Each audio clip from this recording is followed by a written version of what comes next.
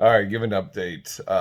So mom passed last night, 10:30ish, 10:30 at night. And the day basically, so we get up in the morning and she, in the morning, everything was kind of rhythmic. Like, what I mean by that is she was going, she only said two things really through the whole day. In the morning, she was going, Howard, Howard.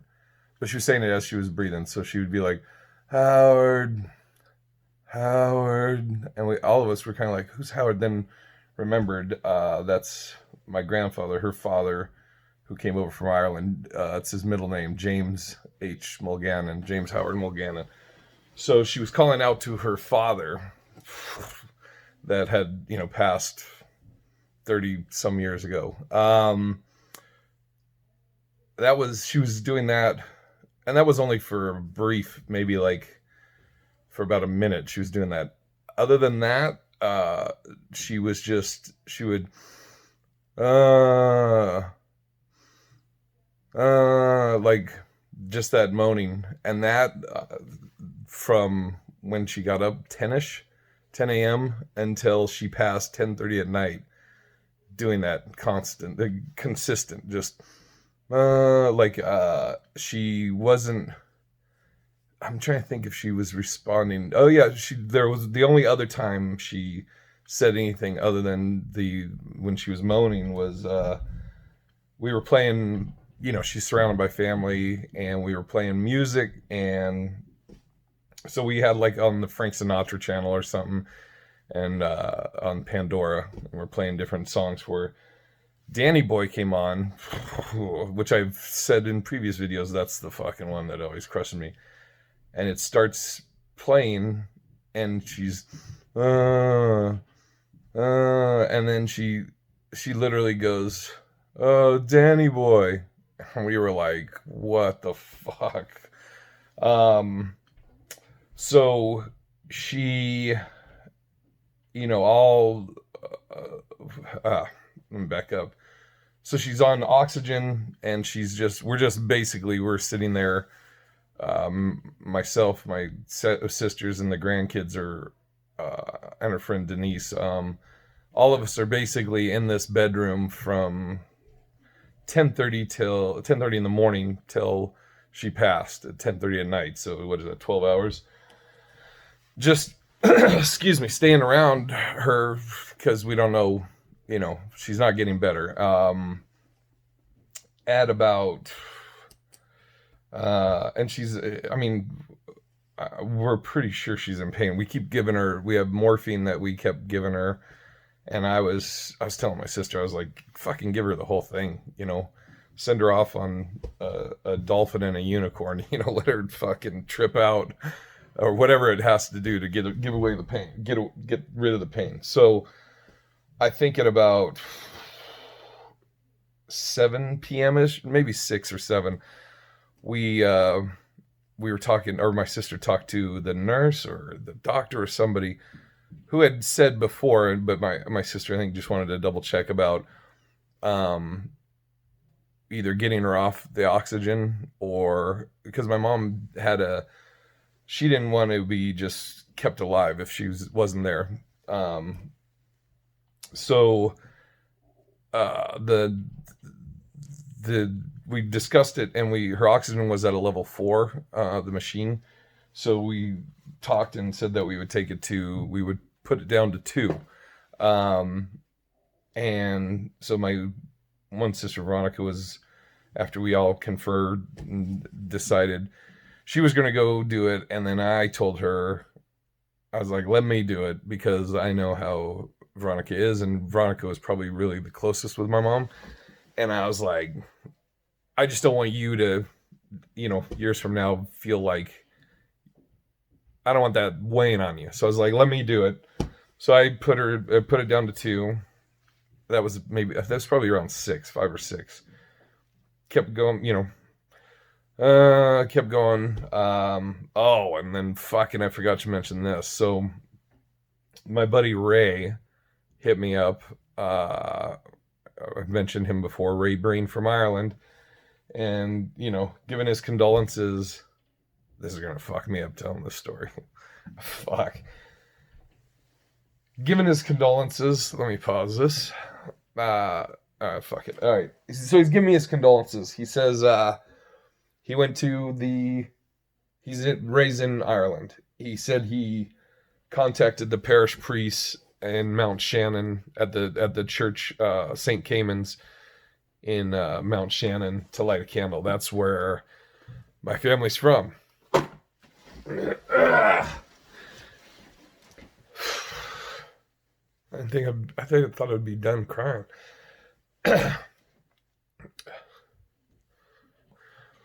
Anyway, so Ray said he contacted the parish priest at St. Cayman's in Mount Shannon. Mount Shannon is where my grandfather came over from Ireland, and in 2017, that's when I went over to Ireland and I saw the family's old homestead, which is still there. And my mom, myself, obviously, and my family is very proud of their Irish heritage. So came into the room to tell mom, at that point it may just be a shell. I don't know if stuff was registering. Although the Danny boy, she fucking recognized that. So, but I told her, I was like, Ma, I told her what happened. Ray did that, and that fucking all of us were just like, oh God. So mom's on level 2 of oxygen and still that belabored and moaning. Dude, I just kept thinking, I was like, I can't imagine what her throat is, how much pain that must be in, because it's 12 hours just so I think probably around 8 or 9 we discussed that we're gonna take the oxygen out of her nose, just make her more comfortable. She hated that fucking thing anyways, and again I was like, I'll do it just because I'll take that on my shoulder, whatever, so I think that was probably around 8:30, and 2 more hours, and then she at around 10:30. We had a priest come over and was telling us fucking he was telling us about, like, he said that she's actively dying. He came over around 5. I know I'm bouncing all over on the story. He came over around 5 and then said that he said this is what it's called actively dying. She's in the process of dying, and said that there would be like a death rattle. I don't know if she really had a death rattle. So 10:30, myself, my sister, grandkids are there, and holding her hand, just talking to her, and she didn't really have a death rattle, but her you're seeing her chest, and for fucking 12 hours you hear this rhythmic so that kind of stops, and so this thing you've been hearing for 12 hours, this pattern stops, and then you're looking at her, and then her eyes kind of glazed over, and then took like a long delay in a breath.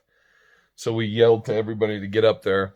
So everybody finally got up there, and she was there for about another minute maybe, and then she passed. And yeah, so that's that. Fuck. So we called after that, and I'm documenting all this shit for myself, and also, if you've ever wondered the shit you go through, if you haven't experienced it, which a lot of people have, they hit me up and told me. Appreciate that. So we called. There's a group. There's a fucking, I don't know what it's called. There's the not the coroner, morgue. I don't know. It's there's a specific group of people with skills. Fucking Liam Neeson. They have a particular set of skills in collecting dead bodies. Fuck. Anyways, we contacted. I don't know. Is it the morgue? Mortuary people. They fucking hey. So, and there's a specific group that we went through that they don't. I like it. They don't put the body in a body bag or anything like that. So they come to the house. They have a van, and they wrap the body in like quilts and blankets that they made, which is makes it feel homey, I guess. And today we're gonna go. We are going to go pick out a coffin and figure out the date, the funeral. Yeah. So I'll keep you posted and have another video tomorrow. This one, Jesus Christ, is 11 minutes. These keep getting longer and longer. Yeah, let me just end it for that. Again, thank you everybody for contacting me. Thank you for the jokes. Dwayne Goad. I'm going to tell you my favorite thing that made me laugh so hard. My friend Dwayne Goad, we had this long, hey man, he told me about his pops, and he's like, if you need anything, call Kane. That made me laugh. But at the end of it, after we had this long thing, he's like, I went through this with my dad, and I've been there and all that. He was like, when I first watched your video, and you started off by saying, my mom, she's in bad shape, but she doesn't have the corona. Dwayne said, the first thing I thought is, fucking cops, man. That's fucking great. All right. I'll chat with you tomorrow.